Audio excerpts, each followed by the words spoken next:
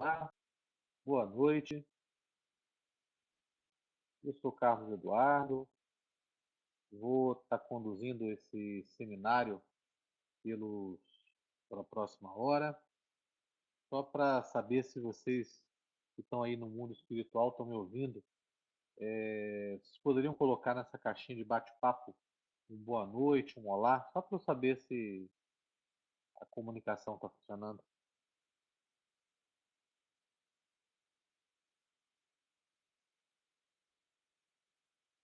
Beleza? Pelo menos uma pessoa está me escutando.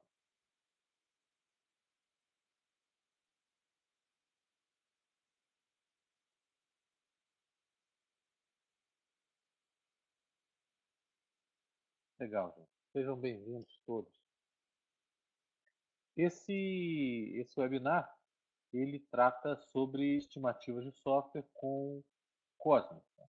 Antes da gente entrar propriamente no assunto, algumas orientações iniciais importantes, né? Primeiro, dá preferência ao uso de uma conexão de banda larga. Eu já utilizei até 3G, funcionou até que bem, mas funciona bem melhor numa conexão de banda larga.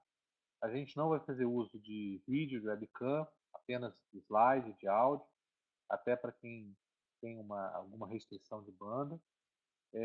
Se necessário, você tem no canto superior da tela uma opção de idioma. Você pode escolher qual idioma que você quer que o ambiente esteja interagindo com você. Vai trabalhar com 45 minutos de apresentação e 15 minutos para a gente discutir perguntas, questões que surjam aí de vocês. A gente interage por meio dessa caixinha de bate-papo, onde vocês podem colocar os seus comentários, seus questionamentos, né? Sinta-se à vontade, por caso fazer durante a apresentação também. Quem tem certificação do PMP, esse evento, ele vale como PDU. Essa está sendo gravada, essa apresentação, o vídeo vai ser publicado e vocês vão ter acesso a ele por meio do nosso site e pelos nossos canais nas redes sociais, pelo Twitter, YouTube, Facebook, LinkedIn. Sobre a fato, né, o nosso posicionamento é de se colocar no espaço entre quem está contratando e quem contrata, entre quem é o cliente e quem é o desenvolvedor. Esse espaço em que basicamente nós identificamos três principais áreas de interesse: métricas, requisitos e aceite. Então, a ideia é que a nossa missão é apoiar os nossos clientes a estabelecer modelos de negócio que eles tenham o controle, tenham visibilidade de desempenho na gestão dos seus processos por meio dessas três áreas, né? Métricas, requisitos e aceite. E a gente atua com serviços na área de estimativas e medição de projetos de software, implantação de análise de pontos de função, qualquer das variantes que a gente tem, das principais vertentes aí do mercado, do FUG, da mesma ou do Cosmos. Trabalhamos com auditoria de medições de projetos de software, medidas de pontos de função, um trabalho que tem tido bastante demanda nos últimos tempos é o trabalho de benchmarking, análise de produtividade. Mesmo que não se trabalhe com pontos de função na sua empresa, você pode fazer uma avaliação do desempenho usando esse método, né? A gente tem atuado nesse segmento. Avaliação para melhoria de processo de software, engenharia de requisitos, planejamento e avaliação do desempenho, em termos de escopo, esforço, custo, prazo e qualidade, construção e monitoramento de contratos de software e integração do desenvolvimento ágil com a governança corporativa, né? Ainda que a equipe ela tenha liberdade para se autogerenciar, eu tenho um board, eu tenho uma direção que eu tenho que dar satisfação, né? Então, a gente tem atuado para fazer, tentar unir o melhor desses dois mundos, né? Do que se exige de governança corporativa com o que se busca aí no desenvolvimento ágil.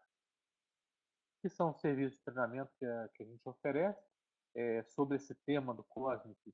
Os que são relevantes são o curso de medição e estimativa de software usando o método de COSMIC, a oficina de contagem de pontos de função e a preparação para o exame de certificação. Então, recentemente a gente teve um trabalho que meu sócio Guilherme conduziu no México. De 8 pessoas, a gente conseguiu certificar 7 como foundation level do código. Né? O Guilherme e eu fomos autores aí desse livro de pontos de função, os mais vendidos e atualmente no mercado.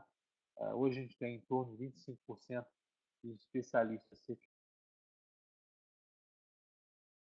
e representamos o Scope, um produto para medição de software. Né? E para procurar abordar esse assunto aqui do que é o COSMIC, em termos de 3 passos. Né? Primeiro, despertar no público a consciência sobre a problemática na elaboração de estimativas. Né? Hoje em dia tem até vertentes que levam para simplesmente eu não vou estimar, é melhor não estimar. Como eu erro sempre, é melhor eu nem estimar. Então, como é que a gente lida com essa situação? Né? O segundo, apresentar o conceito de unidade de produto, de como que a gente aplica esse conceito de unidade de produto e monitorar a produtividade do desenvolvimento. E, por fim, uma breve introdução do método COSMIC, como é que ele funciona, o que ele mede, como é que ele aborda essa questão de requisitos não funcionais, que é um tema que tem surgido bastante aí no nosso mercado brasileiro. Né? Então, a gente vai procurar abordar esse tema aí nesses 3 passos. Né? Começando pelo horizonte ali em que eu não preciso de um método, não preciso de uma métrica para fazer uma estimativa. Né? Quando você pede uma estimativa para o sujeito programar uma transação, né? Eu já sei que é aquela transação, já sei quais são as regras daquela transação, e eu quero um tempo aí para você programar e testar essa transação, e ele te dá uma estimativa de 12 horas para fazer isso. Possivelmente ele vai acertar essa estimativa. O nível de incerteza nesse momento ele é muito pequeno. Né? Eu já sei que é necessário programar, testar aquela transação, já conheço qual é o comportamento que ela tem que ter. E mais, vamos supor que eu tenha errado em 100%, né? Cara, pô, errar em 100% um trabalho de 12 horas, eu estou falando de mais 12 horas. Não estou falando de um mês, não estou falando de um ano. Ou seja, a dificuldade de se estimar é muito pequena e o impacto de você cometer um erro ao fazer essa estimativa também é muito pequeno. Né? Então, estimar pequenos elementos é fácil.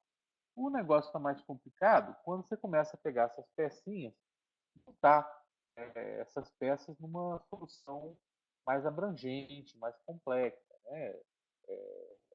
Então, o caminho poderia ser o seguinte: poxa, eu vou então pegar essa solução mais complexa, vou quebrá-la em pequenas partinhas, e como as partes pequenas são fáceis de estimar, eu então vou ter facilidade de estimar várias partes pequenas. Né? Então, com isso, se eu tiver um problema muito grande, eu vou quebrar esse problema em partes, né, de tal forma que eu evite ter a dificuldade de estimar uma coisa maior forte e, consequentemente, também evitar o impacto negativo de errar de maneira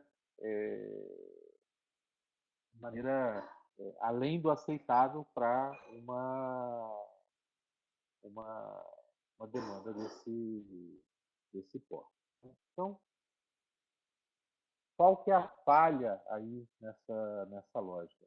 Bem, a falha mais patente aí é que se simplesmente não, eu não sei ainda quais são as transações que eu tenho que programar.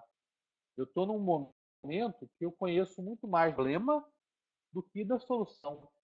Eu estou num momento em que eu ainda preciso desenvolver os meus requisitos. Inclusive, este tempo relativo ao desenvolvimento desses requisitos, eu também preciso estimar. Né? Então, não estou falando simplesmente de fazer estimativa de uma transação. Né? Então, de início, né, a falha nessa lógica está onde? É que, de início, eu não sei quais são esses programas. Né? Tem trabalho que não está diretamente associado a esses programas, e o nível de informação que eu tenho não permite que eu trabalhe com uma estimativa de baixo para cima. Né? Então, eu não consigo saber, nesses momentos iniciais, quais vão ser essas várias atividades de 12 horas que eu vou precisar aprender, que eu vou precisar desenvolver. Um outro ponto aí também que a gente escuta é a questão do no estimate. Né? Por que eu vou estimar se ao final do trabalho eu não preciso achar, eu posso saber? Um ciclo de desenvolvimento tem 15, 30 dias, né? É um ciclo curto, então eu consigo viver sem saber isso. Né? Bem, isso aí pode até ser válido quando a gente fala de um ciclo de 15, 30 dias. Agora, se a gente pegar o universo de demandas de desenvolvimento, eu vou ter 80% aí das demandas, né, que até poderiam se encaixar nessa loja. São demandas que são muitas, e elas consomem relativamente pouco esforço. Né? Então, esse gráfico aqui, por exemplo, eu tenho que demandas entre 7 e 800 horas, elas consomem nesse cenário aqui em torno de 50% dos casos. 50% dos casos estão incluídos aqui. Só que eu tenho um horizonte aqui em que eu consumo muitas horas, e apesar de ter um volume pequeno, ele representa um investimento maciço de investimento. Né? E esses projetos são projetos que demandam muitas horas e se enquadram naquela situação que a gente não consegue estimar. Né? Então, não consegue estimar utilizando essa lógica de estimativa de baixo para cima. Então, esse tipo de cenário eu preciso justificar para o meu corpo executivo. Né? Vou executar este projeto em detrimento do outro, ou eu vou fazer o outro em detrimento desse primeiro? Certamente, para esses projetos de maior porte, é fundamental a gente ter alguma referência de ordem de grandeza para dar suporte a essas decisões. E, num cenário como esse, não é nem viável imaginar eu fazer um trabalho dissociado de uma estimativa. Né? Então, esse primeiro ponto que a gente destacou, o objetivo apresentar qual é o porquê da gente ter estimativa. Né? Às vezes é uma coisa que parece óbvia, mas é bom a gente questionar o óbvio. Né? As pequenas demandas realmente nem precisa estimar. Agora, demandas de maior porte, ou seja, se nós não fizermos isso, a gente não consegue utilizar os recursos que são escassos da melhor forma possível. Então, a gente entra aqui no segundo tópico que diz respeito à unidade de produto na produção de software. Né? Quando eu construí a minha casa, faz alguns anos, né, eu tinha uma visão de quanta grana eu queria gastar. Né? Eu tinha as minhas necessidades de habitação, eu queria que fosse no estilo Santa Fé, acho muito bonito esse estilo, e eu sabia qual era o custo médio da construção civil na época. Então, pegava o meu orçamento, pegava o custo médio da construção civil, e com isso conseguia ter o quê? Eu conseguia estimar qual era a área que a minha casa podia ter. Ainda que eu não soubesse especificamente, né, quanto vai custar um banheiro, quanto vai custar um quarto. Bem, na verdade, eu nem sabia quantos banheiros teria, quantos quartos teria. Eu queria ter uma noção da área total daquela minha casa. Né? Nesse momento eu não tenho uma informação por cômodo. Afinal, um banheiro ele é muito mais caro proporcionalmente do que um quarto. O banheiro tem azulejo, o banheiro tem piso, piso não, louças, metais, né? Então, construir um banheiro é muito mais caro que construir um quarto. Mas nesse momento, o que me interessava não era este nível de detalhe de cada cômodo, né? Quando eu chegasse, né, no momento em que eu já tivesse os cômodos definidos, né, aí eu já poderia até usar outros meios para fazer estimativa. De certa forma, fazendo um paralelo com o desenvolvimento ágil, né, a gente recomenda que no desenvolvimento ágil se trabalhe com uma visão do projeto, né, do produto que vai ser entregue para resolver determinado problema. E se faça a estimativa global deste projeto. E que no desenvolvimento de cada sprint, os desenvolvedores possam utilizar a estimativa que eles queiram, desde que eu não comprometa a meta de produtividade global estabelecida para o projeto como um todo. Algo semelhante a essa situação aí da casa. Né? O importante é que, no total, os custos não variem em relação àquela estimativa. Né? E daí surge a questão da produtividade. Né? Então, quando a obra ficou pronta, né, eu, digamos, né, a casa aqui tem 300 metros quadrados. E eu gastei, digamos, né, 150 mil dólares para fazer essa casa. Isso quer dizer que eu tive uma produtividade de 500 dólares por metro quadrado. O que isso quer dizer? Porque esse metro quadrado ele é uma abstração, ele não existe, na verdade. Né? Não carrega um metro quadrado da casa para um lado para o outro. O metro quadrado, ele na verdade é uma fabricação, né? É uma coisa conceitual nesse caso. E nesse custo do metro quadrado, isso é que é bem material, né? Porque nesse custo médio do metro quadrado eu tenho o quê? Eu tenho um arquiteto, eu tenho um engenheiro, eu tenho um mestre de obras, eu tenho os pedreiros, os ajudantes, eu tenho os impostos, as taxas, eu tenho as aprovações, os registros, os materiais. Ou seja, o que eu estou tendo uma apropriação direta é a quantidade de metros quadrados. Só que associado a esses metros quadrados, eu vou ter uma série de custos indiretos que estão sendo pagos por esses 500 dólares por metro quadrado. Então, não é que cada metro quadrado valha 500 dólares. Em média, com 500 dólares por metro quadrado, conseguisse pagar o arquiteto, o engenheiro e por aí vai. Né? Então, só colocar isso aí em perspectiva, essa questão da produtividade. E aí, no caso da construção civil, a gente tinha a figura do metro quadrado. Né? O metro quadrado é uma construção. Alguém falou, olha, a distância de 1 metro, né, de lado por outro metro de lado vai ser 1 metro quadrado. Alguém arbitrou isso aí. Né? O, tem um livro muito legal que é A Medida de Todas as Coisas, conta a história da invenção do métrico, conta como foi a introdução do sistema métrico, né? Eu recomendo aí para vocês a leitura desse livro. Né? Então, no caso do nosso mundo, da nossa realidade, o que cumpriria esse papel aí de unidade de produto? Né? A gente poderia colocar alguns requisitos. Né? Então, um requisito é que nós pudéssemos aproximar ou medir o tamanho a partir dos seus requisitos. Ou seja, ainda que eu não tenha, o produto pronto, com os seus requisitos, eu consigo ou aproximar o seu tamanho ou medir o seu tamanho. Um outro requisito aí para uma unidade útil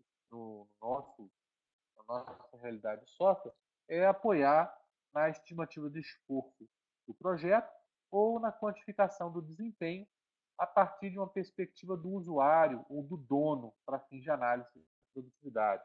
Eu quero fazer uma avaliação que não é uma avaliação entrando no mérito interno, no mérito da rebimboca da parafuseta, não, no mérito mecânico, mas sim no mérito do negócio, do cliente, do usuário.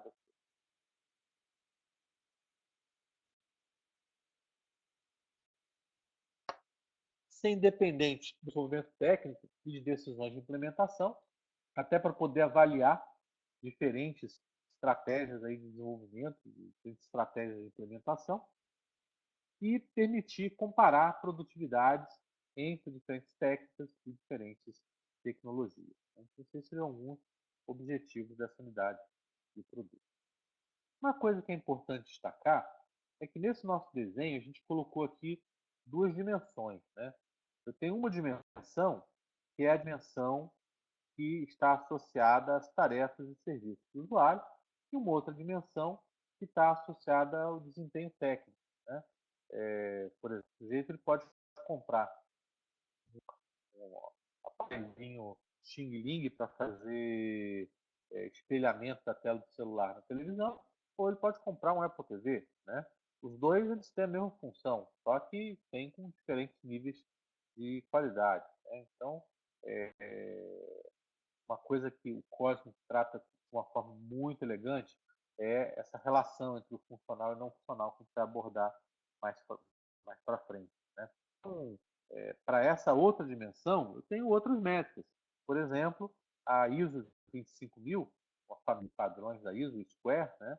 Ele fornece uma série de referências para você fazer análise da eficiência do projeto, melhora do desempenho do projeto, apoio na engenharia de resíduos e apoio à verificação de ação. Então, quando eu olho para o produto de software, eu tenho que ter uma dimensão aqui, que é uma dimensão associada a esse objetivo que eu citei no slide anterior, e uma dimensão associada a aspectos de projeto, construção de qualidade.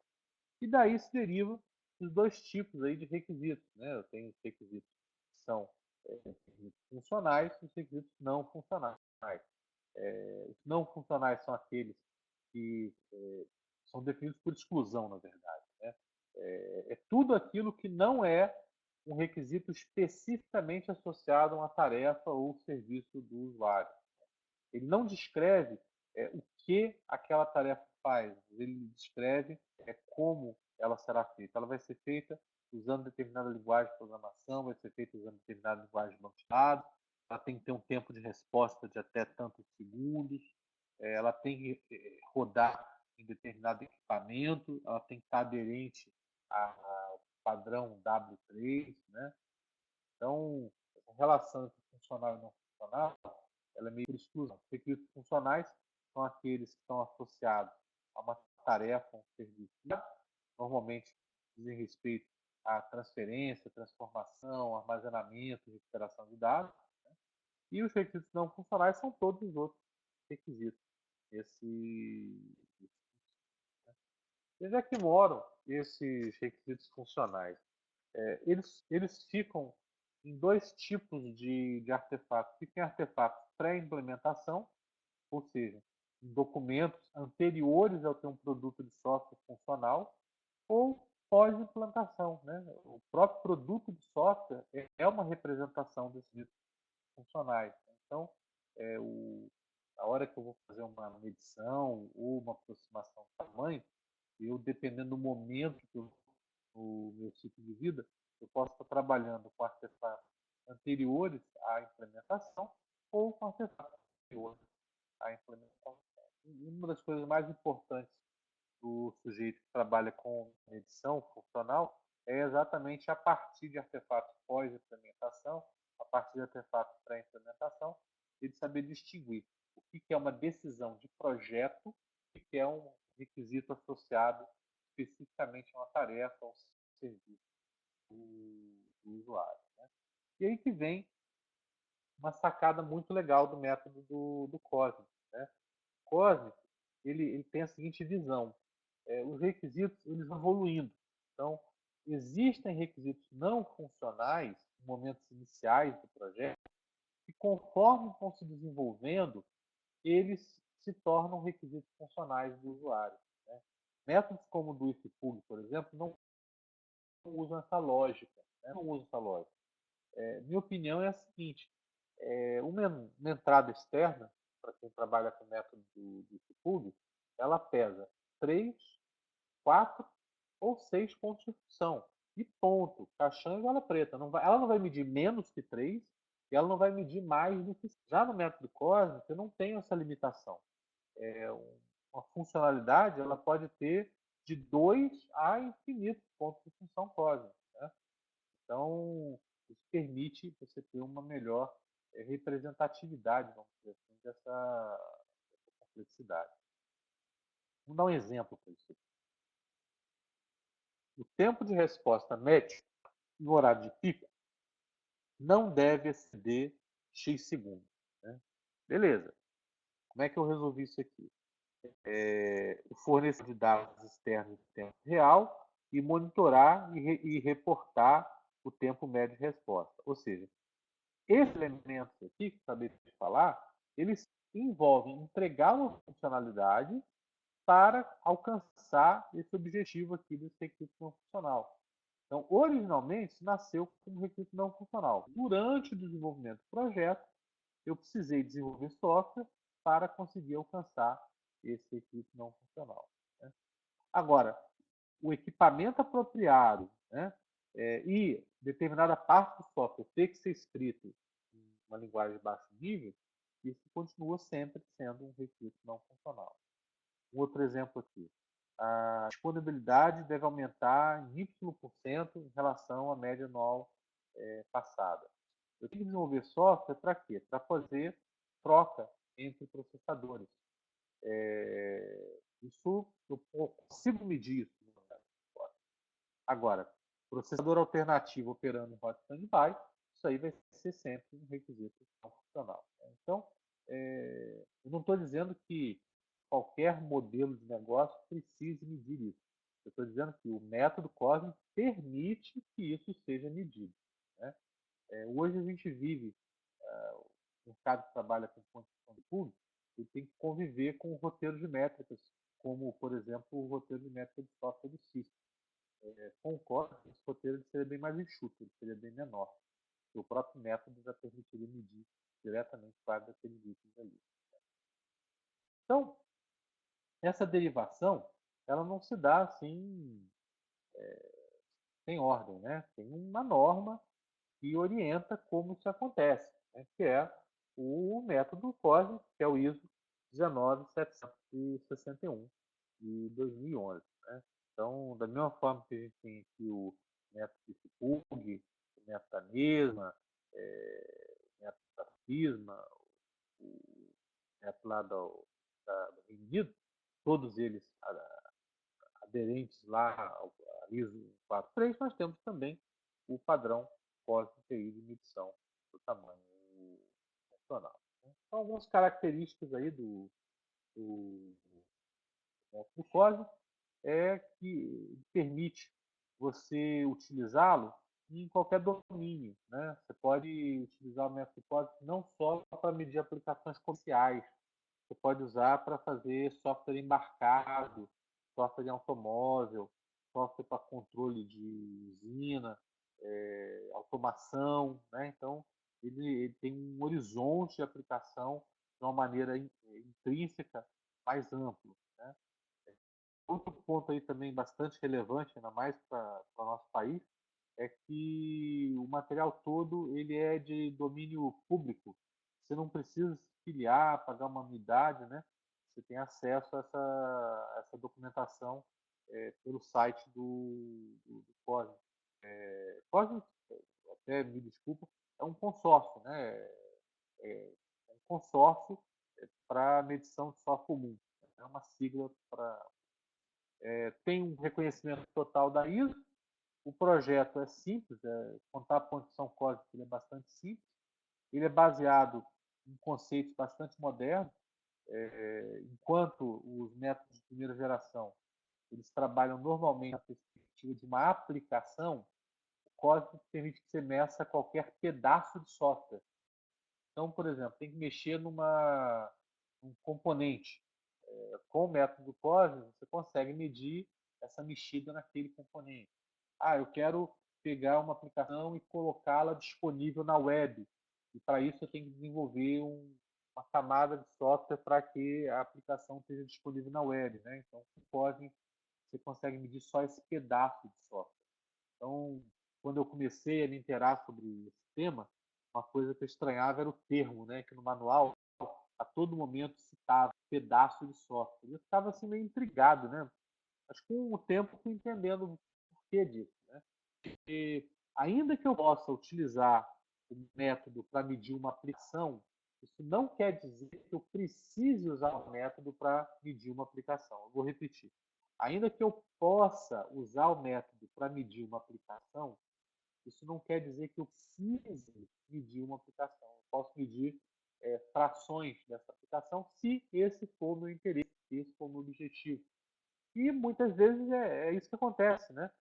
Por exemplo, eu quero adaptar o produto para usar um novo banco de dados. Eu consigo medir só as partes do sistema que precisam ser modificadas para acomodar essa mudança, né? Então, base bem mais moderno numa perspectiva de engenharia de software. A gente consegue uma medição com maior acuidade, né? A tendência é que o desvio padrão na produtividade usando o código seja menor e eu consigo medir o tamanho a partir de várias perspectivas, né? Volta e meia alguém, como assim, né? E eu respondo de uma forma bem simples. Se você estiver numa sala, quantos metros quadrados tem essa sala? Batata, todo mundo vai responder. Ah, minha sala tem pega a largura, pega o comprimento, multiplica um pelo outro, essa aqui é a área da sala. Pois é, mas eu quero trocar as cortinas. Eu não quero trocar o piso, eu quero trocar as cortinas. É, como é que eu faço? Né? Aí, esse é o ponto. Né? Toda medição tem que estar associada a um propósito. Isso está muito amarrado quando a gente trabalha com métodos de código. Né? Então, uma visão geral aí do processo de medição, né? Que o principal input é o objetivo. O principal input é o que eu quero com aquela medição. Ah, eu quero medir, tornar este software habilitado no Firefox. Quero medir, adaptar esse produto a um novo banco de dados. Eu quero medir, modificar uma subrotina, né? Ou não, eu quero desenvolver um sistema inteiro, né? Eu quero medir casos de uso. Então, os objetivos eles são muito importantes quando a gente vai fazer a medição usando o método do código. Né? Então, o primeiro parâmetro são os objetivos, os parâmetros subsequentes são os requisitos funcionais. Então, por que eu quero medir e o que eu quero medir. Então, são ou, como eu comentei antes, ou artefatos pré-implementação ou pós-implementação, que descrevem o que o software deve fazer para os seus usuários, que são os destinatários, os emissores de dados. No código do usuário é quem envia ou quem recebe dados para o software que está sendo medido. Exclui requisitos técnicos ou de qualidade, que expressam como que o software funciona, e a função é relativo ao processo de informação que o software deve executar para os seus usuários. Né? Então, quando fala assim função, é o resultado que ele quer entregar para os seus usuários. E o resultado, né, da medição é o tamanho funcional, olha o termo que eu comentei, de um pedaço de software. Ele não fala tamanho funcional da aplicação, tamanho funcional da manutenção. Ele fala tamanho funcional do pedaço de software. Então, um valor de uma magnitude de acordo com o método COSME é independente de implementação relacionada com os artefatos que se medido e é expresso uma unidade que é ponto de função COSME. E o método ele é um conjunto de modelos, princípios, regras e processos. Uma coisa que eu acho muito legal no COSME é que ele coloca os princípios e as regras. Regras são tentativas de nós alcançarmos um princípio. Né? No método de Kikuchi no passado, se falava que se tivesse campos diferentes, arquivos diferentes ou lógica de processamento diferente, seria uma função diferente. Né? E por causa disso, as pessoas contavam uma tela de parâmetros como duas funções, ora ela informava parâmetros, ora ela vinha sem parâmetros algum. Né? E isso não representava um novo requisito funcional. Ou seja, a regra ela falha em implementar um princípio. Então, no caso do código, o manual ele apresenta não só as regras, mas também os princípios que aquelas regras tentam implementar. Né? Se a gente explodir ali, né? Aqui a gente tem esse processo de medição, se a gente explodir e olhar em mais detalhes, a gente enxerga aqui uma série de fases. Né? A fase aqui da medição é chamada estratégia de medição. Essa estratégia de medição é onde eu vou mapear como que vai ser feita efetivamente a minha medição. Então, por exemplo, vamos supor que eu tenho um trabalho que envolve desenvolver um novo software, envolve dar manutenção numa infraestrutura comum e desenvolver um driver. Digamos que estou desenvolvendo uma máquina, um software que vai rodar no autoatendimento, né? Que envolve desenvolver um software, um aplicativo novo, envolve dar manutenção numa infraestrutura comum e envolve desenvolver um novo driver. Então, nessa estratégia de medição, eu faço esse mapeamento, eu faço essa estratégia, né? Identifico lá quais são os pedaços de software que eu vou medir. Na fase de mapeamento, eu pego esses pedaços que eu identifiquei aqui e começo a identificar os seus requisitos funcionais no modelo geral de software do código. Né? Ou seja, eu vou identificar processos, eu vou identificar movimentos, a gente vai discutir daqui a pouco. E por fim, uma vez que eu tenho já isso tudo mapeado, aí eu vou fazer a minha medição. Né? Então, são três fases. A fase de estratégia, a fase de mapeamento e a fase de medição. Tem dois elementos aqui internos ao modelo que são bastante importantes. Eles são chamados modelo de contexto do software e modelo geral do software. O modelo de contexto é o que apresenta conceitos como camada, componente par, para você poder montar a tua arquitetura, né? Que vai ser relevante para aquela medição. E a fase de mapeamento é onde eu vou identificar, usando esse modelo geral de software, processos funcionais, movimentos de dados entrando, movimentos de dados saindo. E a fase de medição é uma coisa assim quase. Eu não sei nem porque eles colocam isso como uma fase, porque cada movimento vai ser um ponto de função cósmica. Então, a medição é para cada movimento, conte um ponto de função cósmica. Esse é o tamanho funcional. Então, para a gente deixar as coisas um pouquinho mais sólidas, né?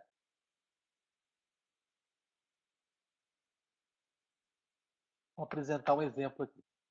Então, eu tenho aqui um usuário funcional, nesse caso, um usuário humano. Eu tenho aqui um outro usuário funcional, no caso, é uma aplicação par. E esses usuários, eles são identificados como tais porque eles são fontes, destinos de dados desse pedaço de software. Então, esse usuário funcional, ele é origem de dados, esse usuário funcional, ele é destino de dados, a mesma coisa acontecendo com essa aplicação par. Na visão lógica, para um pedaço de software de aplicações de negócio, os requisitos funcionais costumam descrever só a funcionalidade requerida do ponto de vista de usuários humanos e talvez de outras aplicações pares. Ou seja, quando eu meço uma aplicação de negócio, uma aplicação comercial, tipicamente vou ter como usuários funcionais usuários humanos e outras aplicações pares. Né? Agora, como eu comentei, o método não se limita a isso. Você pode utilizar a mesma lógica, né, para uma manutenção num framework, numa estrutura comum. Quaisquer camadas de software e dispositivos de hardware que suportem a interação dos usuários com a aplicação são facilitadores. Ou seja, na hora de eu medir, eu trabalho nessa visão lógica, né? Não considero essas camadas de software, esses dispositivos de hardware para fazer a medição. Eu tenho aqui a figura da fronteira. A fronteira é uma interface conceitual entre o software e seus usuários funcionais. Fronteira não é qualquer linha que você delimite num diagrama. E ele, basicamente, é o que permite você identificar o que está dentro e o que está fora. Né? Fronteira tem um conceito bastante flexível comparado com outros métodos, já que eu posso colocar uma fronteira em torno de uma rotina de cálculo, por exemplo. Eu posso colocar uma fronteira em torno de qualquer pedaço de software conforme o meu objetivo. Né? Aí eu tenho, passando entre os usuários funcionais dessas aplicações, os movimentos de dados. Então, os movimentos de dados, eles são os elementos centrais aí na medição. Né? Os usuários, eles vão interagir com o software por através dessa fronteira por dois tipos de movimento de dados. São os entries e os exits. Os entries vão ser entradas de dados do usuário e o exit vão ser saídas de dados. Observa que, para quem conhece análise de ponto de função, não é uma entrada externa e uma saída externa.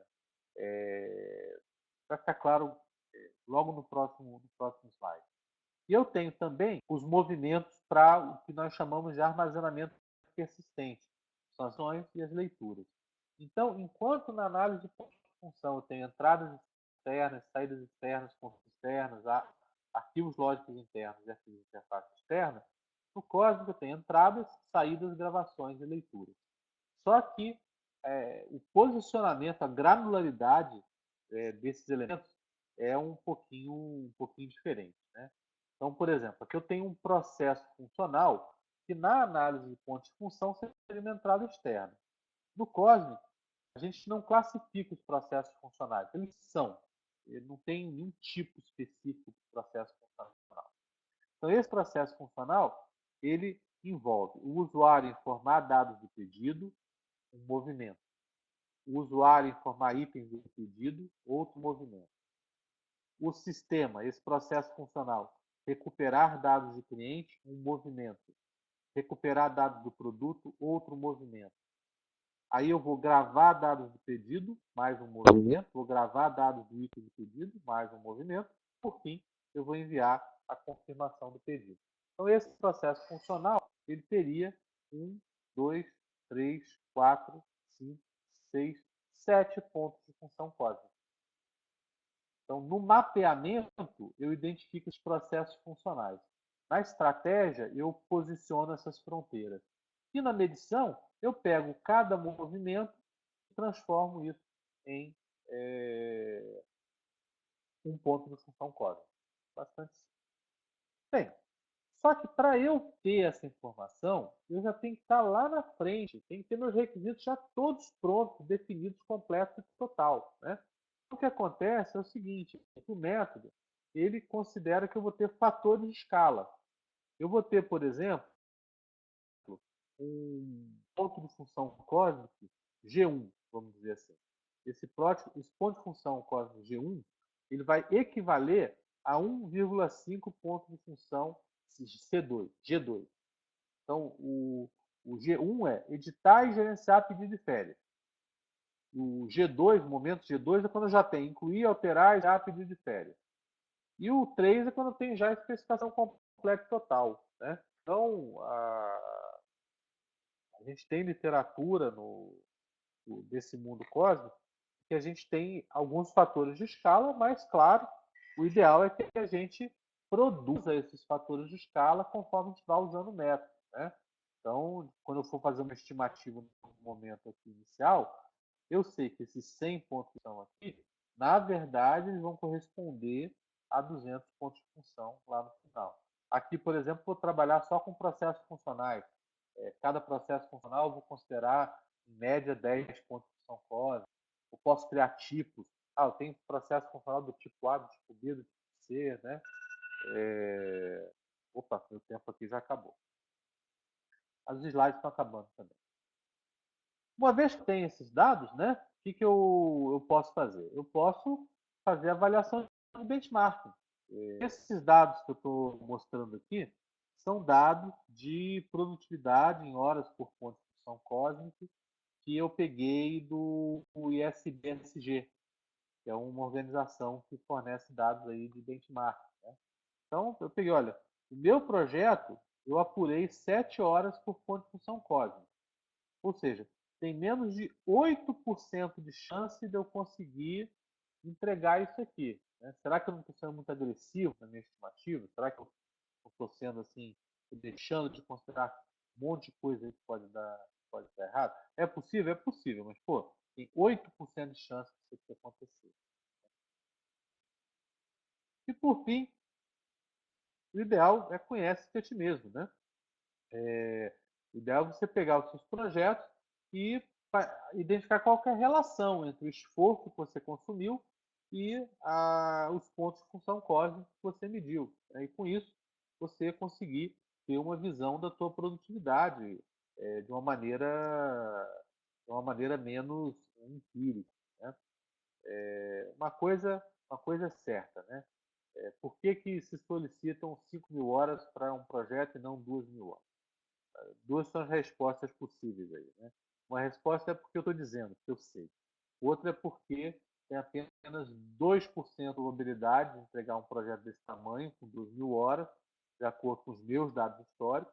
E, além disso, eu não tenho um único projeto na base de dados do ISBSG que dê suporte a essa estimativa. São duas afirmações bem diferentes. Eu vou fazer o seguinte: eu vou abrir o espaço para a gente. Eu passei um pouquinho do tempo, eram 45 minutos. Eu vou abrir aqui o espaço para pesquisa, para vocês preencherem. Está aparecendo para vocês aí essa pesquisa?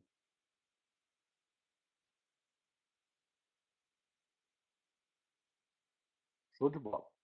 E aí a gente começa a conversar é, é, questionamentos aí que vocês têm, que eu imagino que sejam muitos, porque principalmente se alguém aqui já trabalha com ponto de função de público, né? Mas vamos aproveitar esse tempo então para tirar essas dúvidas, poder apoiar vocês nesse sentido. Alguém tem alguma questão que gostaria de colocar?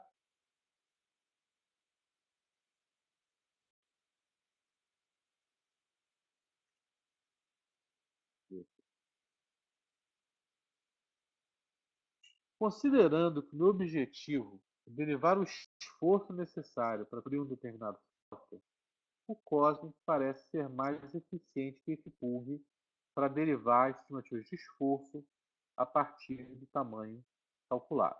No entanto, se eu quero analisar milhares de projetos de software da minha empresa, o Cosmos parece ser menos adequado, na medida em que perde a consistência, já que um ponto de função cósmico de um projeto pode representar uma grandeza distinta de um ponto de função cósmico de outro projeto. Solucionar esse problema, considerando que o meu objetivo é derivar o esforço necessário para construir um determinado. Entanto, não, é a mesma coisa. Bem, qual que é a minha visão? Qual que é a minha visão sobre essa relação? O que o Edilson colocou, no meu entender, é uma vitória, porque com 45 minutos eu consegui transmitir isso. Quando eu trabalho com ponto de função do YouTube, eu trabalho sempre com um referencial. Ou, normalmente, referencial de uma aplicação, visão de um usuário humano, visão de negócio, usuário, né? Já quando eu trabalho com Cosmos, eu posso ter diferentes referenciais. Né? Eu posso ter esse referencial, mas não só esse referencial. Minha sugestão é que haja, no desenvolvimento local da sua empresa, né, padrões de estratégia de medição. Aliás, no manual do Cosmic existe esse conceito, ele chama de Measurement Strategy Pattern, e que você não misture dados que você mediu de determinada estratégia de medição com de outra estratégia de medição. Basicamente, três: aplicação, infraestrutura e componente. Né? Eu vejo esses três horizontes. Agora eu vejo que o espaço do cósmico ele está para medir aquilo que o ponto de função do Fug não mede, na verdade. Né? A gente tem que usar lá o guia do CISP. Eu vejo que o ponto de função do cósmico ele seria uma excelente alternativa para aqueles percentuais que são meio que tirados da cartola. Né? O cara chega, mudar banco de dados, tantos por cento, tantos por cento. Esse percentual é é um número que se coloca e não tem assim uma base muito sólida para ele, né? Se recomenda que cada organização faça a sua calibração, isso sabe que não acontece. Então, eu vejo que o Cosme, o espaço dele, ele ocuparia muito bem esse espaço. Eu quero medir e mexer um componente, eu posso usar a posição Cosme. Eu quero medir e adequar um banco de dados, eu posso usar a posição Cosme. Eu quero fazer uma manutenção cosmética, eu posso usar a posição Cosme. Então, todas aquelas coisas que quando do IFPUG a gente trata como requisito não funcional, entre aspas, o Cosmos me permitiria medi-lo de uma forma muito mais elegante e consistente. Edilson, eu consegui abordar a sua questão? Gabriel, eu entrei atrasado, será disponibilizado para download? Será sim, Gabriel. Concluindo aqui esse trabalho, a gente vai publicar isso lá no site da Fato e nas nossas redes sociais, Twitter, Facebook, LinkedIn, você vai conseguir pegar isso lá. Cíntia de Carvalho Cavalcante. Oi, Cíntia. Cíntia do IPLAN, né? Em que cenário a utilização do IFPUG seria mais vantajosa do que... peraí que mexeu aqui. Em que cenário a utilização do IFPUG seria mais vantajosa do que o Cosmos? A tendência é que o IFPUG se torne obsoleto ou ele tem uma aplicabilidade garantida por um longo tempo? A minha visão sobre esse assunto é a seguinte: o método do IFPUG é uma aproximação do método Cosmos.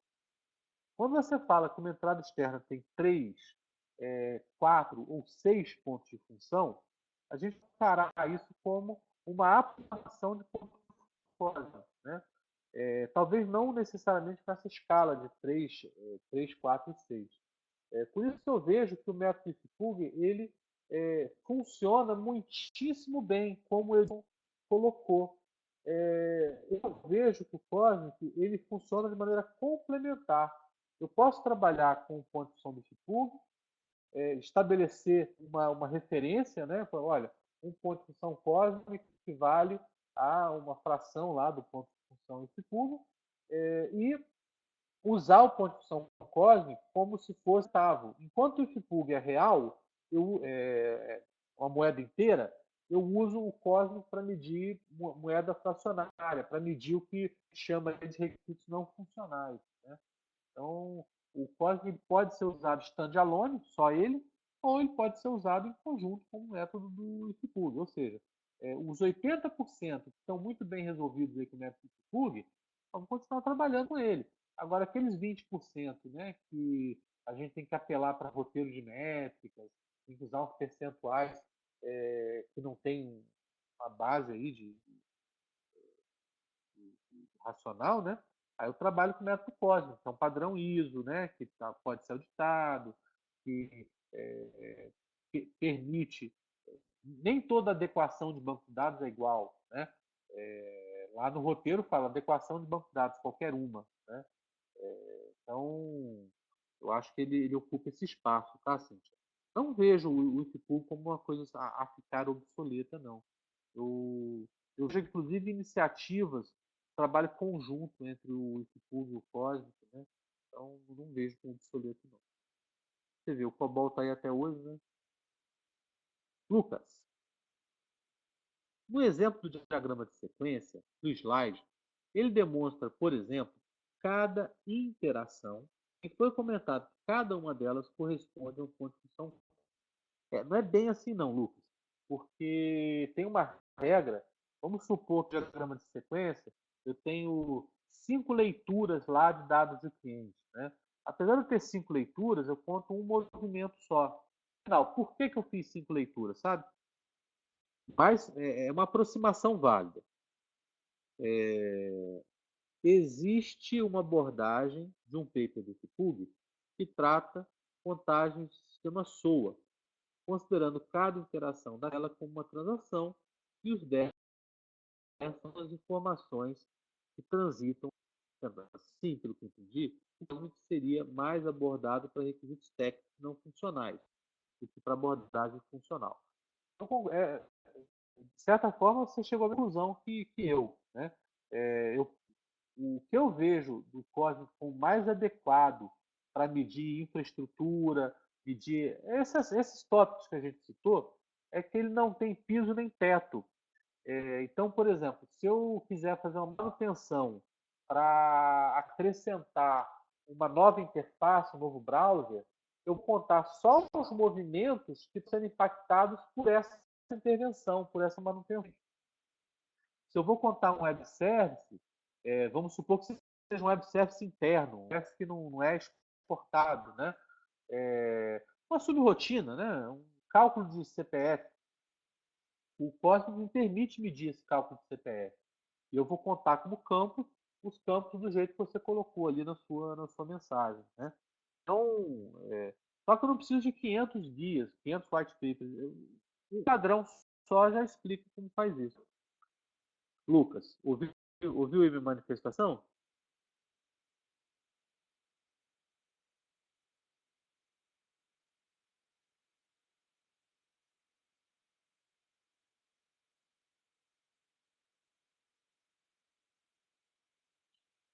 O Tony, existe algum trabalho antigo discutindo o uso dos dois, IFPUG e COSMIC, em um projeto? Tem.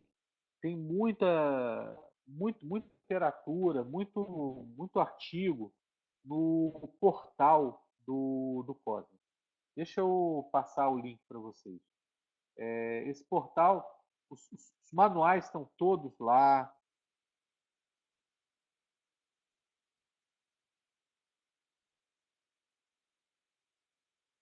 Aqui, ó, parece Comic Con, mas não é não. Eita, peraí que passei. Eu tinha salvo esse link. Pronto.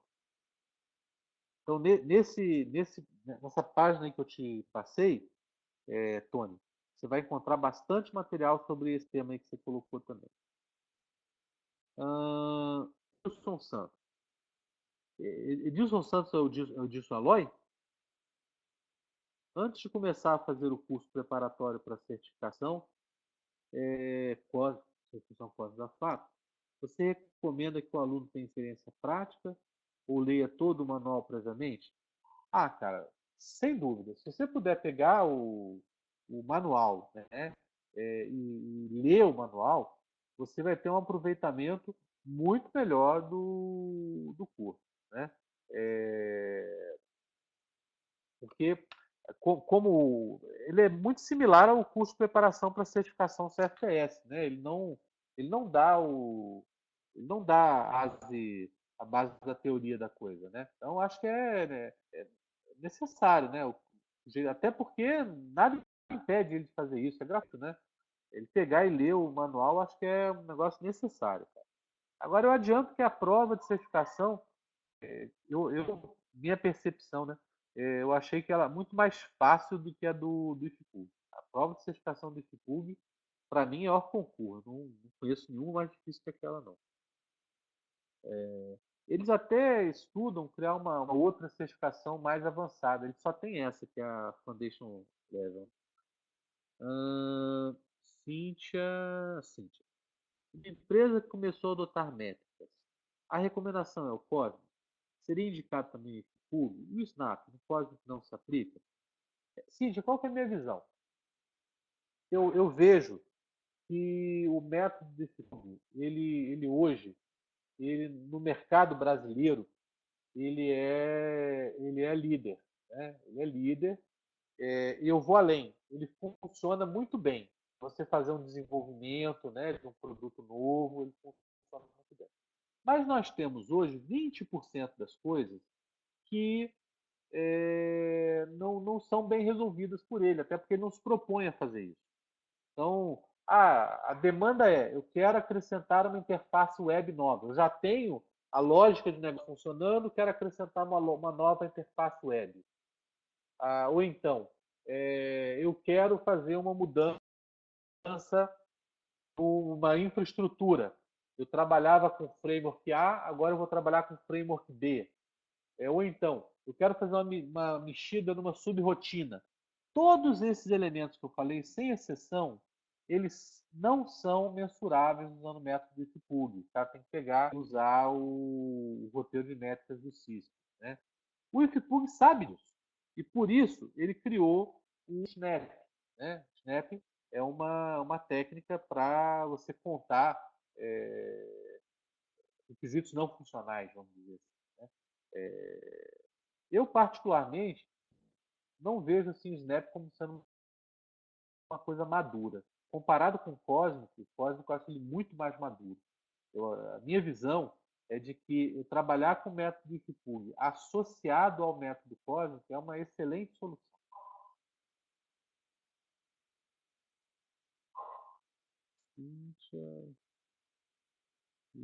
Acho que o Lucas fez outra manifestação. A relação do diagrama de sequência foi mais uma citação. Porque no caso daquele exemplo do slide, tratava assim que eram transações diferentes. Não, não eram transações diferentes. Era uma transação, era incluir pedido. Se nós voltarmos para aquele slide, eu tenho receio aqui de não fechar essa pesquisa e depois brigarem comigo aqui. Esse processo funcional é uma transação, é incluir pedido. Esse é o nome da transação, é a transação.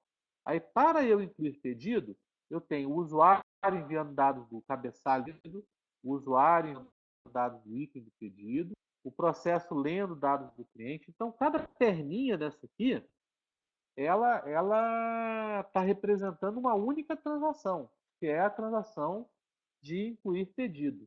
Né? Mas deixa eu voltar aqui para o que você estava falando. Levando.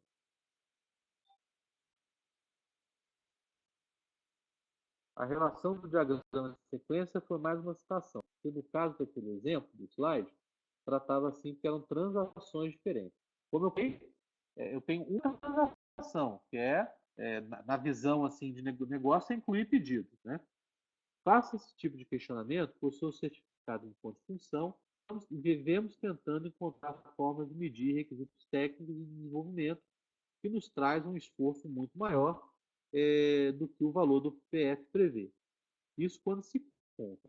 Mas a explicação foi excelente, muito obrigado. Não, beleza, acho que deu para esclarecer. Zenon, levando em consideração o ponto levantado pelo Dilson, que aponta que um ponto de função cósmico de um projeto pode ser um diferente de um ponto de função cósmico de outro projeto, isso já acontece com o ponto de função do IFPUG também. Tá? Por exemplo, você vai usar ponto de função de DW, o valor do ponto de função de DW não é o mesmo do valor do ponto de função de um sistema gerencial. Né? E, por sua vez, também não é a mesma coisa do que uma automação.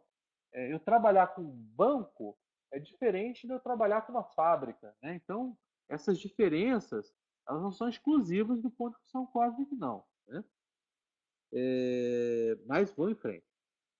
E aplicando essa visão no cenário de fábrica de software, há necessidade de remuneração IPF. A utilização do manual do CIS para remunerar manutenções cosméticas não seria mais precisa que a aplicação do COSME? Ou seja, antes de entrar no ou seja, como é que funciona uma manutenção cosmética no caso do COSME?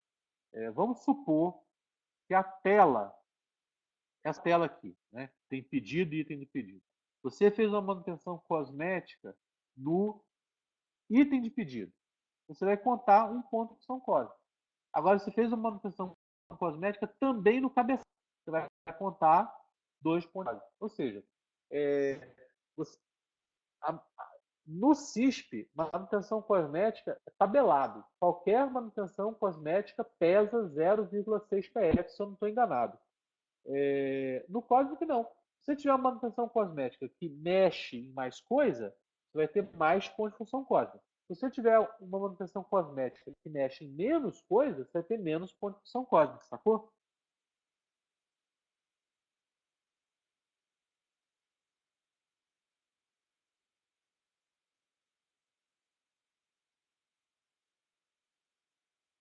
O Zenon ali está se manifestando.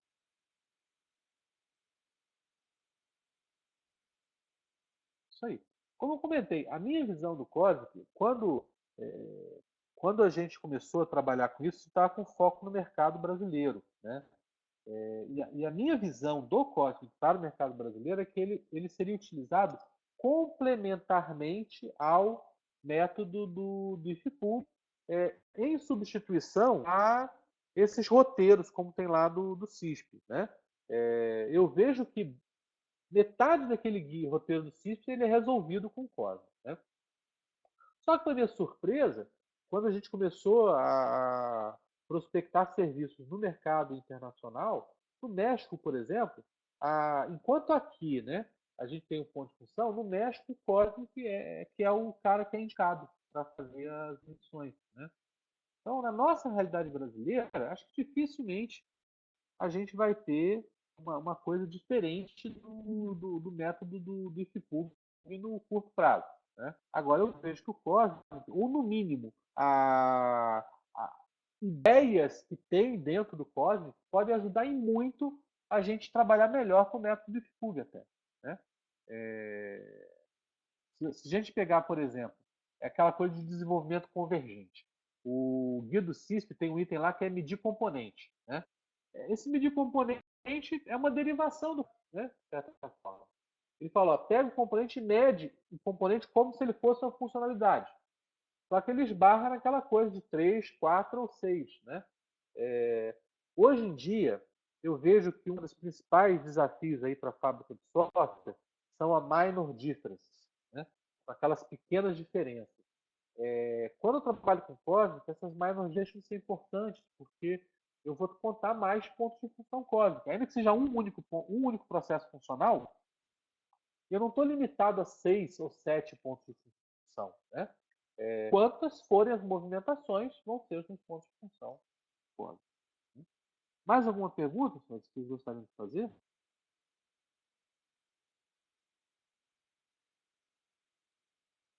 Eu vou finalizar aqui a pesquisa, então.